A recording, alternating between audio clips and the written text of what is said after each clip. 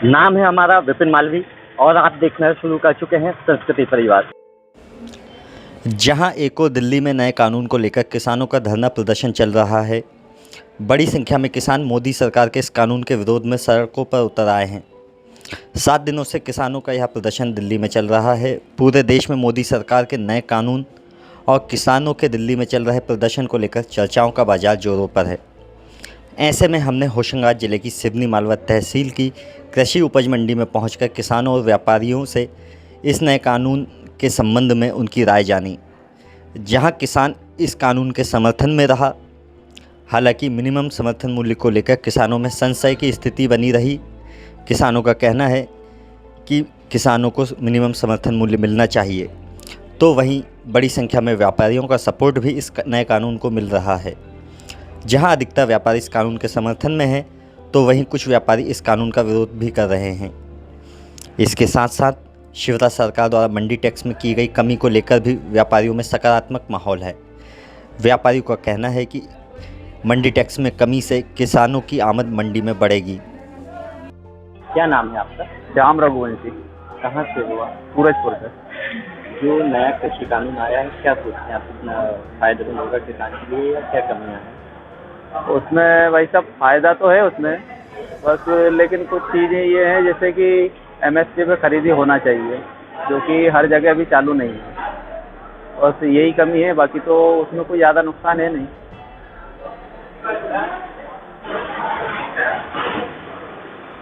तो नया कृषि कानून आया है, उसको आप किस तरीके से देखते हैं? ये हम व्यापारियों को जब से मंडी टैक्स कम हुआ है तब से हमें उम्मीद है कि पहले से व्यापार और बढ़ेगा मंडी के अंदर, क्योंकि वो एक तरह से समानांतर हो गया है। जो बाहर जो खरीदी के लिए और मंडी की खरीदी के लिए जो टैक्सेशन कम करा है गवर्नमेंट ने, उससे हमें नहीं लगता है कि कोई फर्क पड़ेगा। मंडियों में आवक बरकरार बनी रहेगी ऐसी ही जैसी है। दूसरी चीज़, मंडी में किसान हमेशा ये सोचता है कि 4 व्यापारियों के सामने माल बिकता है तो उनका उचित भाव मिल रहा है। नया कृषि कानून जो आया है, उसको आप किस तरीके से देखते हैं? बहुत ही अच्छा, प्रधानमंत्री जी ने ये बहुत अच्छा क्रम कानून लागू करा है। इससे व्यापारी प्लस किसान बहुत फायदा हुआ, क्योंकि मंडी टैक्स कम कर दिया गया है। जो 1 रुपये 70 पैसे लगता था, अब वो मात्र 70 पैसे ही हो गया है। लेकिन व्यापारियों की अभी भी मांग है कि 50 पैसे जो मंडी टैक्स करा है उसमें 20 पैसे निराशित जो करने की शिवराज सिंह चौहान ने घोषणा करी थी, हम उसकी उम्मीद में बैठे हैं कि वो 20 पैसे भी हमारे लिए कम किया जाए, ताकि किसानों को ज़्यादा से ज़्यादा भाव मिले और ज़्यादा से ज़्यादा उनको फायदा हो। कृषि कानून आया, उसको किस तरीके से देखते हैं? इससे सर्वाधिक लाभ तो किसानों को हुआ है।